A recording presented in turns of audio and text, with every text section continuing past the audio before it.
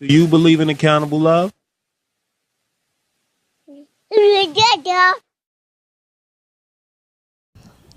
Hello, welcome to Accountable Love, home of the LoveSnobs, where love is a group journey. My name's Aziz. I'm Jerry. And today we'll be talking about equality being a mentality. Yes, we are. We are all searching for stability. We are all looking for absolutes in humanity, but there are no absolutes. There's only accountable love, a love that says when you pick a partner and friend, they will show up with their daily best and you will give them your all as well. We all deserve love at its highest form, so the LoveSnobs are here to tell you, you deserve everything. You deserve a high clap. The LoveSnobs. When you think of equality or being in equal relationships or, you know, the mentality of equality, you know, some attributes come into mind, right? Like fairness, you know what I mean? Togetherness. Yeah. Equal in rank. Yeah. Transparency. Transparency, honest, open, things of that nature. But the question is always, do people truly want equality within a relationship? Or do people truly believe in equality in a relationship? Because you have to believe that you belong, right? Definitely. You have to believe that you belong, like you belong at that table. Like we belong together, or you belong at that position at work. You know what I mean? Like if you don't have faith, definitely. So confidence would be a big part of it. Well, just confidence and believing that you're actually flawed and all, or even though you may have room to grow, like you still believe that you belong there. Definitely. And I think that that's where the first step of equality begins. So equality, would you say equality is a faith, and that's just the mentality of it, meaning that you should maintain because you have to believe. Yeah, you have to believe you belong there. Yeah. Because when we actually watch shows and movies and people in real life always talk about how they're allowing a man to be a man. Yeah. You know what I mean? So like when you sit back and you hear them say, I'm allowing a man to be a man, like he's not a little boy. No, he isn't. And so he is a man. So it's not your responsibility to allow him to be a man. He should step up and be a man. And if he's not the man that you signed on for him to marry or to be with or to be committed to, then obviously you need to evaluate your relationship. But it also goes with defining what that is. You know what I mean? Because we could be in a relationship and you being a man to me is different than what you being a man in your other relationship. No, that's definitely, that needs to be defined. I think it starts there. Like I think it's wrong for a female to believe that it's her job to make a man, or to believe that she should. I'm not saying she should encourage him. She should support him. She should respect him. But that just comes with the relationship. Yeah, exactly. That comes with the territory of saying I want to be in a committed relationship or I want to be in a friendship with this person. Absolutely. So that's a definite. But then when they're like, think of the mentality it takes to say I'm gonna let a man be a man. Yeah, that's crazy. Like you're allowing him to be a man. So think about that. Like just saying he should already be. He's already a man. And even if you're what you're trying to say is, I understand that men have certain things that deviate from or differ from women. They do. So if that's what you're saying, then you actually say that. But I think it goes back to defining terms. Like I know that I wouldn't really mesh well with a traditional guy. Definitely. Like I know that for a fact. You know what I mean? So I think that if everyone knew the type of men or the type of people that they would be able to build healthy relationships with, then maybe people wouldn't have to let people be anything. Because if two people believe in the same thing, it's like two people believe in Christ. Two people believe in, they have that foundation already. So you don't have to let you believe in God. Like you already, you know what I mean? Or support that, as you already know that we're already there. So it starts with people understanding what they want out of a relationship. And it starts with, hey, do you believe in a traditional relationship, or do you believe in a more, a non-traditional relationship? I mean, it does deal with establishing that equality. That's a definite. But we want to touch on certain things that like a certain mentality that people believe they are entitled to. Yeah. It's just like I'm gonna let a man be a man, or the idea of man catering to a woman. Definitely. Or like, I'm gonna, you can't argue with a woman. You can't tell her she looks fat. You can't tell her that. But let's just touch on, you can't argue with a woman. Yeah. Like, why wouldn't you have a discussion? Why wouldn't you have a conflict with a a woman, you don't believe she's logical enough to actually establish grounds or means or, work towards solution. Like, you have to believe that you're with an equal partner. So though I may be a little more logical, let's say in our case, you tend to be a little more emotional than I would be. Yeah. Right? You tend to be. So your arguments do come from an emotional place. But at the same time, certain times that emotion is actually accurate. Yeah. And the logic is not, it doesn't hold weight. So we have to juggle and we have to balance and have an understanding on when you actually being emotional takes precedence over me being logical, right? Also, we have to understand that when we say women are more emotional, men are emotional just different. Yeah, they are. You know what I mean? We internalize it. We basically we get angry. Yeah. We go and cheat, so we don't so we don't have to feel inferior. Or you shut down it's and things you stop communicating. You turn on the TV and some sports and tune out. You do what? You know what I'm saying? So not communicating is also like when you say most situations, the women are better communicators. Yeah. Right? Typically. Now, they would probably say men are more logical, meaning that they can probably be more effective communicators when it comes down to having a back and forth that deals with emotions. Yes. But in most situations we see that women, like men are, damn, she always got something to say. So obviously the women are the better communicators, or they want to open up the line of communication. Yes. And the men is avoiding it. So how did they become more logical then? Yeah, you're right. The thing is, like you said, men show emotions differently. So I think women are pegged the more emotional ones because, when a woman is typically angry, upset, like, there's other things being displayed.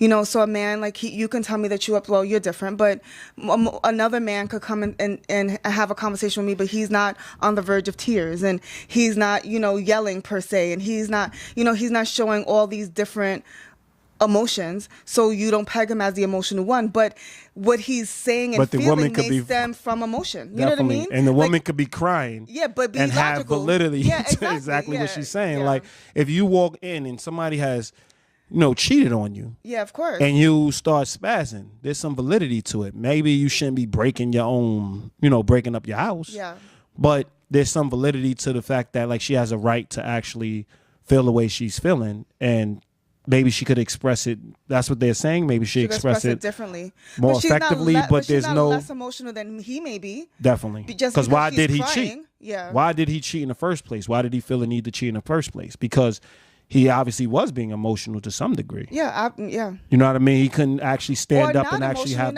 He checked out. So at some point, like. But when you check out, it's still an emotion. Yeah. It's just not outward. Yeah. It's still an emotion because you're being a coward, and that takes fear. So that's also emotion. Because if you felt the need to cheat, then you can have a discussion. Absolutely. Before you even get there. So the fact that you wasn't courageous enough to start the dialogue, it shows that you was fearful of either losing the person, the outcome. Wasn't prepared, or so that's still an emotion. Like we're missing those things.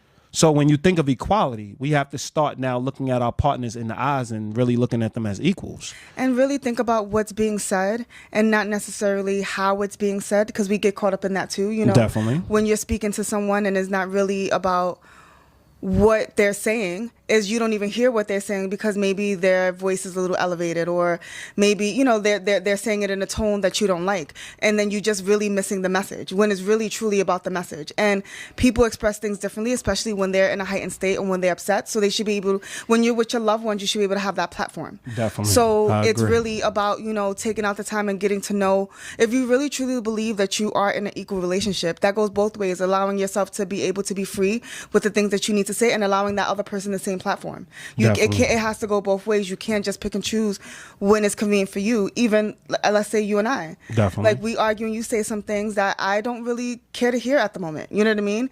And I could either I haven't done this in a really long time, but I used to be like, why are you yelling? Why you cursed? Definitely. You know what I mean? Like, you use a curse word. You know what I mean? Like, I'm just like creating shit when it's really not like anything to create. It's really just you're about, just trying to find that balance. It's like you can't swim. Field. Yeah. You doggy paddling, and you can't actually swim the shore. So I'm just like, so you I just want finding a way. You find a life preserver. You find, some way to actually level out the playing field, so that we could be both in the wrong. And it's like, well, you have to apologize to me too, because ... when it just takes humility to start it all off. Like typically, if a person is a fair human being, they could acknowledge the 10% they went wrong, the 20% they went wrong. But the overall point of it is to point out where you're going wrong and as a whole. Like the 80% is obviously moving us in a direction we really don't want to go in. Yeah. So you're like, yeah, I might have used the wrong choice of words.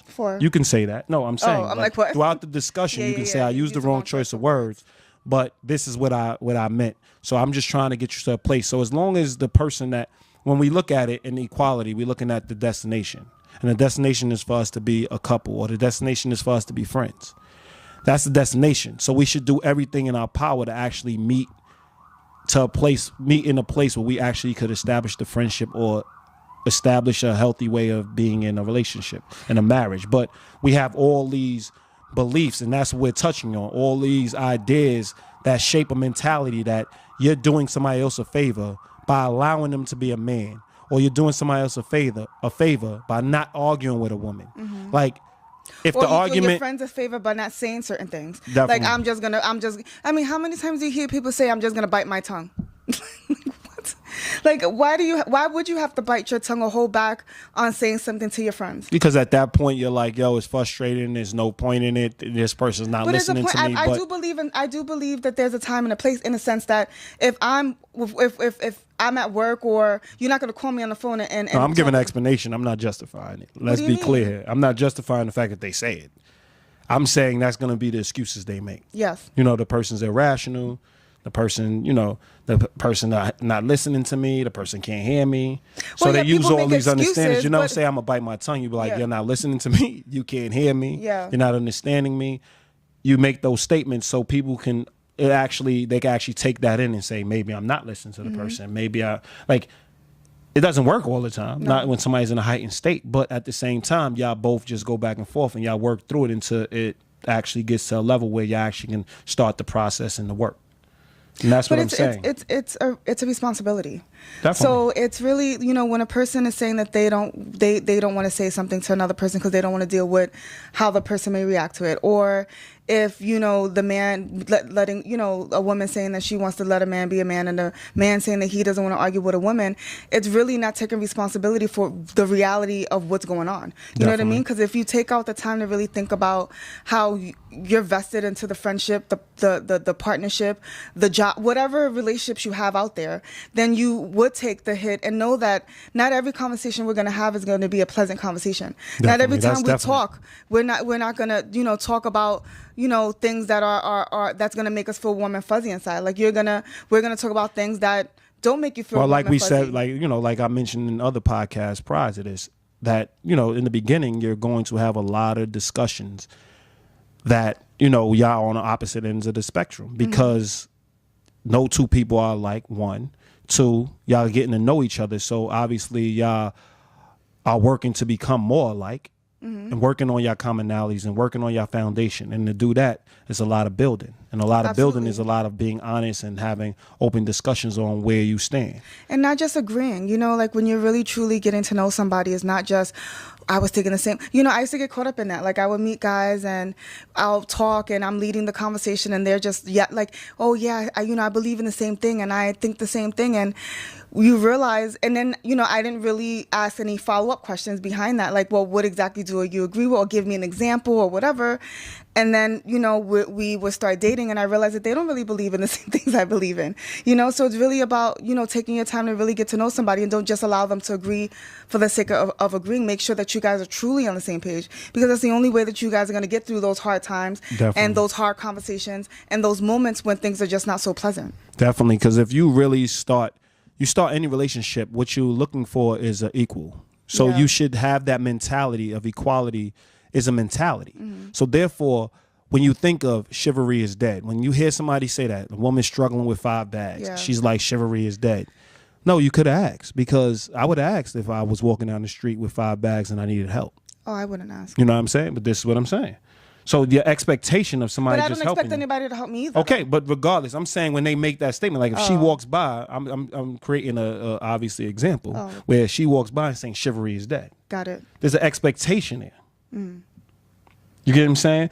But if I see you as my equal, I probably could carry the 5 bags. Yeah. Now I could probably say, okay, I could acknowledge you're struggling. I could acknowledge I may be stronger than you are. Yes. Granted, but there's other people that may take offense to that nowadays. You see what I'm saying? Because when I first dated somebody I was dating, they used to have a problem with me holding the doors. And, really? Yeah, because it was demeaning to them. Like, it's like, I can hold the door. Like, when I need help with like moving a couch, help me. When I actually need the help me. We're equals. In this situation, we both could open the door. And I took a step back and was like, that person's right.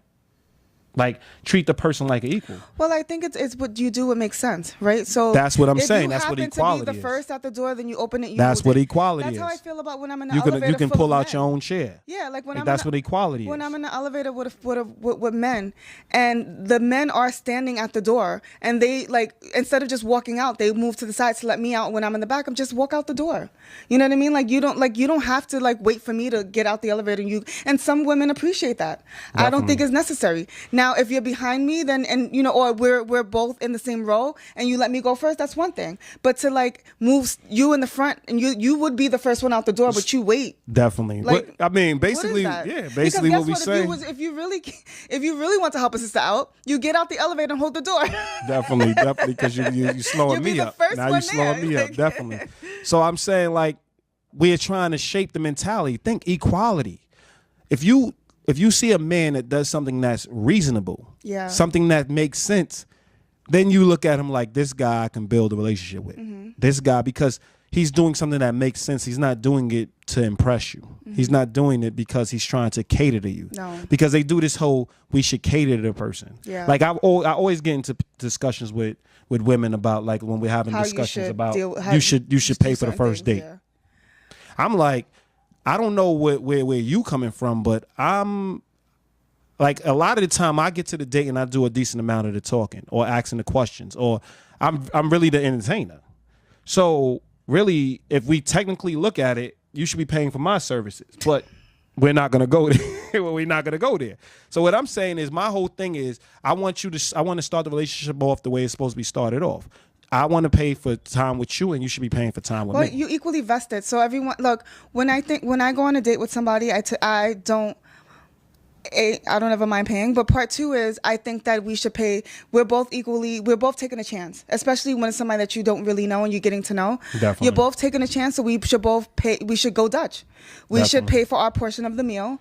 And that's okay. Like, a lot of guys, I don't think it deals with cheapness. It starts a mentality. No, like, I do it. No, I'm not saying you saying it's dealing with cheapness. I said it starts a mentality that we're equal partners. We're going to start this off equal. So, like, it gets to a point where that's the first date. But then it does get to the point where you make more money than me. Well, yeah. Then of course you're paying for more things, because it's more logical to do it that way. Like, my dollar is equivalent to your $10. But I'm just saying, you think about it. If you're still like, if you make more money than I do, right? Let's say you do. So you make more money than I do. And let's say we're going on a date. I'm going to try to impress you. We're now building the same life. My bank account's looking less than yours. Me trying to take you out. Agreed. It's not even poking yours. You trying to take me out.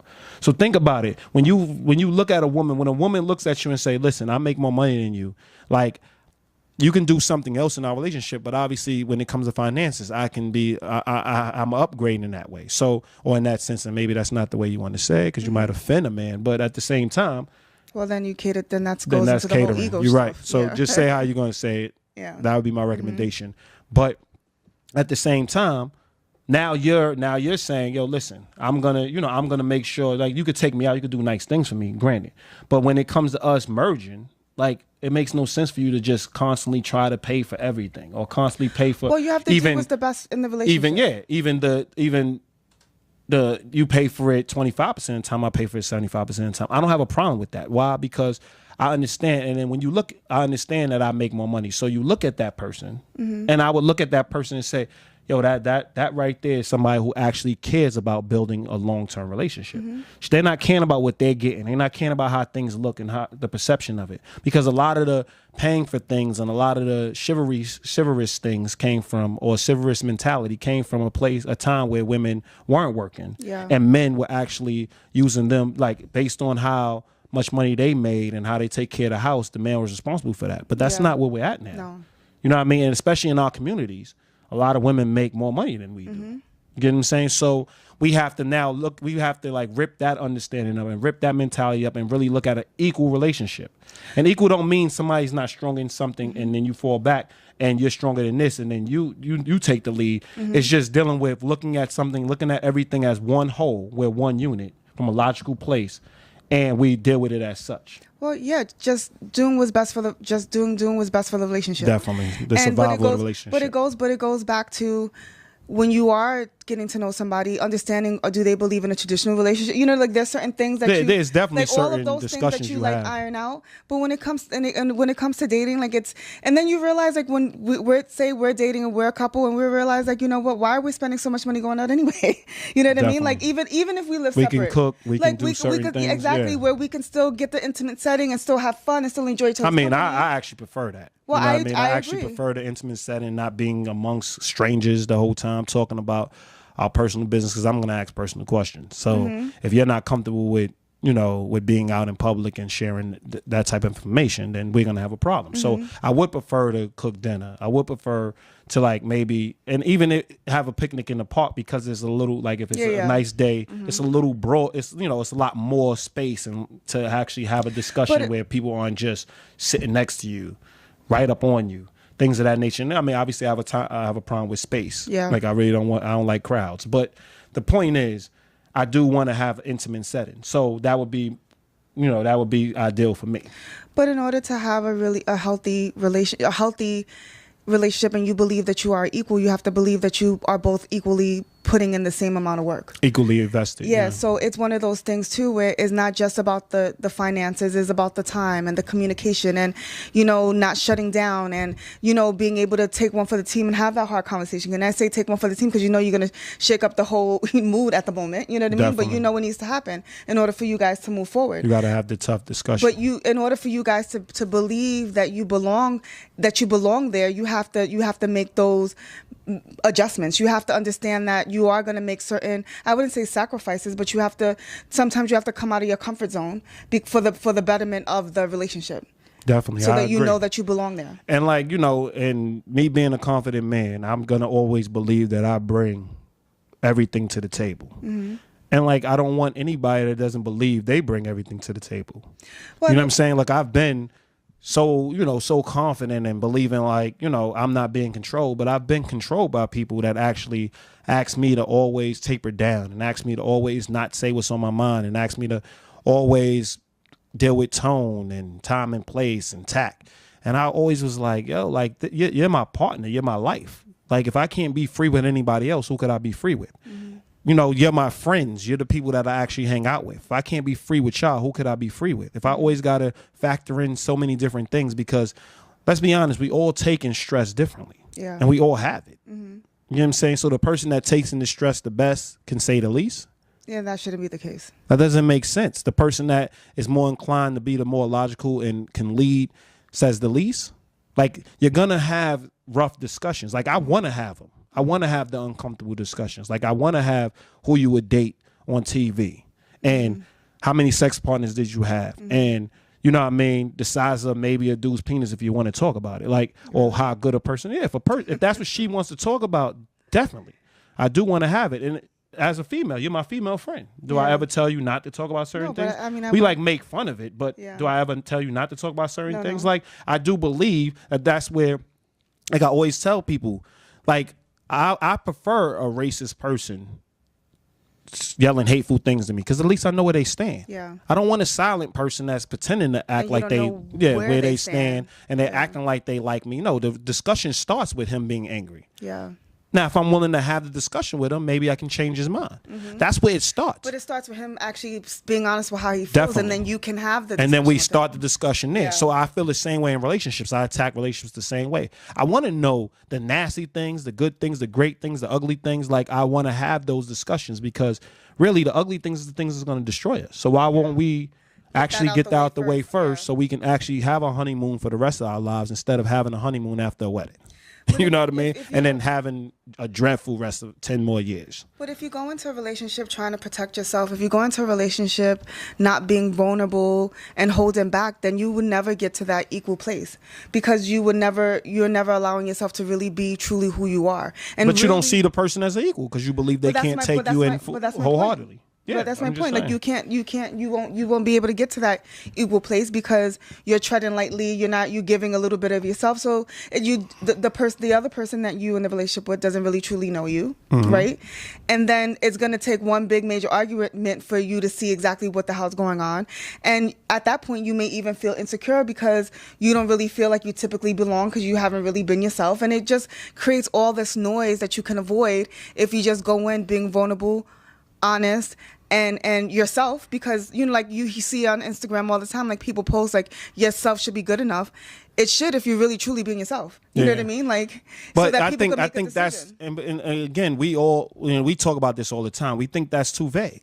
Like, yourself, when you actually merge with somebody else, you're working towards being a relation. Like, the relation, your identity changes in that sense. Like, you still have an identity, but your label is now friend. Your label is now partner. So now you're working. Yes, you tell them what you truly think off the top of your head. You tell them who you are. You tell them what your thoughts are. But there's gonna be a dialogue, and you learn from them, and they influence you. That's why they're in your life, because they influence the great in you. You get what I'm saying? So what is being yourself? Yeah, being yourself is saying what you have to say, but it's not saying that's what defines me based on what those things are being said, or what is being said. It doesn't define me.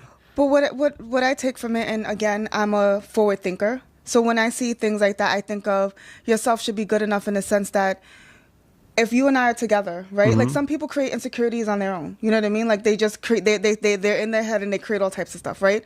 But if you're with me and you are happy being with me, then I shouldn't allow any noise or my own feelings or thoughts to get in the way of the fact that I belong with you. If I'm doing all the right things and I'm doing what right by the relationship, then I shouldn't think that me being who I am, doing what I'm doing, is not good enough. Definitely. You know what I mean? So that's what. So when you say that's what I think of. When you say be honest, to be true to your honesty, be true to your thoughts, be true to your heart. Like, being yourself, we evolve on a regular basis.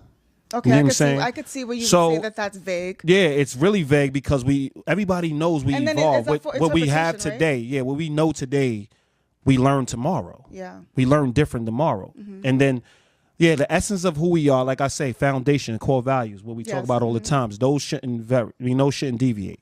But our differences vary. Our taste buds vary.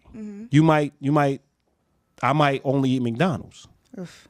Well, we know that doesn't happen, right? But I might only eat McDonald's.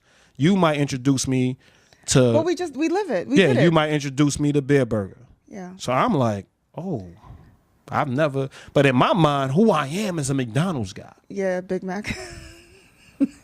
How dare you frown upon me? And then when you look at the ingredients, you look at everything that goes on, and I'm like, you're trying to change me. Even though it's for the best. You see what I'm saying? That's what I'm trying to say. Like, I'm open. You broke down Beer Burger. Beer Burger tastes good. Beer Burger is more expensive. Yeah, so if you don't have the money, it's going to be a little harder. But everyone should try it at least. I'm saying you go in there, you eat, you enjoy it, and then you now see the ingredients, the things they cook it with, things of that nature, and compared to feel McDonald's. Good after you eat it. That's education. Yeah. That's education. Yeah. So yeah, like you're right, we're evolving because we are educated, and when we learn things, I remember growing up, and you're maturing into togetherness. Yeah, but like what we say, true love. And ignorance is bliss. So when you don't know things, you don't make certain decisions. But when you do have a certain amount of information, you make informed decisions. But it's also a choice. So you can know that McDonald's Bear Burger is better than McDonald's, but you may just very well make a choice and just eat them. But I'm saying, why would you say that's who you are as a person? Like, I'm a McDonald's guy. That's who I am as a because person. you're coming from a defensive place. This is what I'm saying. So I'm saying when I know I'm in the presence of an equal, it's like, yo, I'm going to eat McDonald's. Listen, I'm going to eat McDonald's. You're like going to eat Bear Burger. Yeah, you're going to eat Bear Burger, and this is what we're going to do. Yeah. Like, and then we have a discussion on why, whatever, but then we still can come to some common ground. Yeah. But I'm not going to come from a place where I'm being who I am. That's it. You get what I'm saying? Like, you look very feminine. Well, I'm just saying. I see. So you just I'm obviously projecting what I believe that's what people are doing, and I think. Yeah, well, I mean, I guess I'm showing out. But I'm just saying, at the end of the day, you got to think of that. You got to think, what does equality mean? What do true equality mean? I would say it means introducing yourself to somebody and having raw discussions and seeing where you stand truly. Yeah. And not holding back. And if you truly belong, and you will only know that if you don't hold back.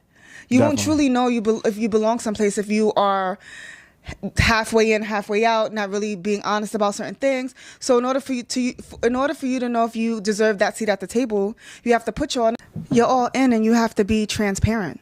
If you can't be those things, then how would you ever know that you truly belong there? Everyone knows when they're holding back to some degree. You know what I mean? And sometimes it is a little subconscious because of, past relationships or the things that were going on, but that they had going on. But we all owe it to whoever we're in a relationship with to dig deep and to really kind of filter through the noise so that we can be able to be present and 100% vulnerable so that we can make the decision, and you can make the decision on whether you think I'm a good fit too. Definitely. Like, it goes both ways. And it's as simple as, like, y'all correct my speech all the time. Sometimes I'm speaking so fast, I'm like, what is that? Mm-hmm. Like, rewind that. Like, what are you saying? That's not even how you enunciate that word, right? So, like, we go back and forth about it. And yeah, it does change the topic. It does change the discussion for a brief second, but it is learning being done there. Yeah. You get what I'm saying? So you're calling me out till you're trying to improve me. But if I don't think you're my equal, or I'm thinking that you're coming at me, what do I naturally do? Get defensive. It goes into a whole nother place. But the thing and I'm not going to learn. All I'm going to do is say, every time I see you, y'all see me as being dumb. Because I don't articulate, or I don't speak, I don't enunciate well all the time. But the thing I don't think like that all the time. No, because you believe that you are intelligent, right? Definitely. So I think it starts there. Believe it in yourself, knowing that you are intelligent. You're an intelligent guy who makes some grammatical mistakes. Grammatical. He's rubbing off on me. Yeah, I'm blaming him. Anyway, grammatical mistakes. You know what I mean? You're not. But if you didn't feel that way, if you believe that you were not, like, you weren't smart and you made those mistakes, then I think the hit would be. Sometimes different. It's just plain old lazy. You know what I'm saying? So agreed, but you have to have an understanding. The reality of it is, I do believe everybody around me is coming from a great place because I believe they're my equals, and I don't excel in that. I understand what I excel in, and I'm not, then I'm the person now correcting people in certain instances. You know what I'm saying? So that's not a problem. And we juggle that because we do believe we're equals, and we do believe we're in a fair, like, it goes back to the attributes we listed in the beginning of the podcast, being fair. You know what I mean? Being confident. Yeah. Being honest, being open, being truthful, like having, like, equality leads to all these positive things. And, it's to the point where people are so lazy in relationships, they just settle for the person just being different. Yeah. You know what I'm saying? Like, we can meet in the middle. Like, you're a woman, I'm a male, but we both human beings. Or we both are in love with each other. Or we both want to be friends. That's what connects us. Why are we so focused on the difference? We should focus on what our destination is: friendship. What our destination is: partnership. What our destination is: respecting our fellow man. You get what I'm saying? So that's where the relationship portion of it comes into play. But that should also go with so the thing is that you can't just. Yes, you shouldn't be caught up in all the differences, but I think the differences should be minor differences. Like, let's be clear on what that is. Like, people say opposites attract, but should they, like, opposites attract in the sense that, there's, like, you messy, I'm not clean, but that could really tear up a relationship. Oh, yeah, so let's not even talk about that. So, but some people, like, it's like you feel like needed. You feel like Chinese, I like Japanese. You know what I mean? Like, it's one of those things. Like, it's something that's so minor that you guys could work through it, but you guys have so much more. Like, the main things are what you guys have in common, like your core values. The pros outweigh the cons. Exactly. So it's not just about triple the cons. It's not just about getting caught up in the good stuff, because that's why I had however many failed relationships, because I got caught up in, oh, we like this, we like that, we like, whatever, and didn't really pay close enough attention to the things that we were not on the same page, which were the main things, like the principles, the core values. Definitely. So yeah, we were. And I wouldn't even say that I like I always tell you, I'm blessed. I don't even say my relationships failed. I just moved on. Like, we moved on in the sense where we realized we wasn't meant for each other, but was always in a respectful, very, very open way. You know what I'm saying? You had more toxic breakups than I did. But the difference is that you connected more on core values and principles, whatever. Definitely. I connected on more surface level things, and then try to sprinkle in the core values and the principles. Or I realized that when we were disagreeing, that we were not on the same page. So we never really. Every time we disagreed, it took a hit. Being equal. Yeah, exactly. So that's our relationship always took a hit to the point where we realized that we were not a good fit, and we probably was never a good fit. Maybe we could have just not even probably been friends. So, but we don't want to make it seem like just having the same core, because there's a lot of people that have similar core values. No, so having the same core values way. Don't just make you friends and doesn't just make you a partner. It does make you respect the other person. Yes. It does start from a place of respect. So when you have those core values, you start from a place of respect, and you start from a place of equality, and then you may be able to build those titles of friendship and titles of partner and titles of, business partner. However you choose to use it, that's where it should start from. So we're just saying core values should be the foundation. Yes. You can't live in a foundation. No, you need to build a house. Yes. So then you got to find people with those core values and the fact that you can build a house with them at the same time, brick by brick. So my relationships failed not because we didn't have core values that were similar. It's because we, romantic, because several of us became friends. So it actually just transferred over to a friendship because we had the core values. Yeah. We just didn't want to build the same house together. Yeah. So they just wanted to live next door to us. Borough. Yeah. So they just wanted to live next door.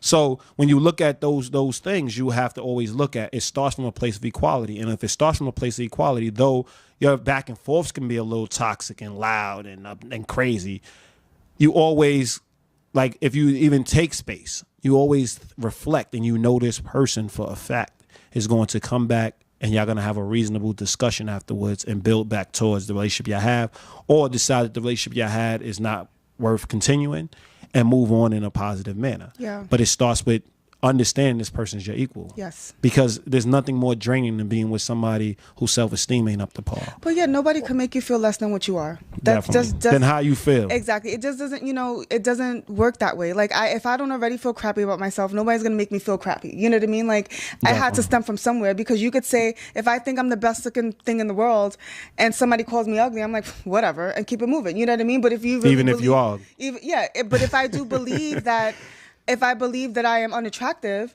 and then somebody calls me ugly, like, I know I have stories for days, but I'll never forget one day I was in the train station. I just had my daughter, and I had gained it seemed like 100 pounds. Like, I tripled in size, literally. Okay. I doubled in size. No, but I doubled in size. I went from a size 10 to a 20. Like, let's think about this. Yes, 20. 20. Oh, yeah, shit. It was real. Okay. And I squeezed myself into 18 because I just couldn't even buy a size 20. So anyway, I doubled in size. I'm in the train station, and I had got real bad acne, pregnant. So it was just like maybe a month or two after, like, my daughter wasn't even 6 months yet. She was still, a baby. And I'm in the train station because I went to Macy's to go buy her dress for Easter. And I see some homeless lady who is, she's walking up and down the platform, cursing and screaming and doing whatever. And then she looked at me and she was like, "What the F are you looking at, you ugly fat B?" And I started crying.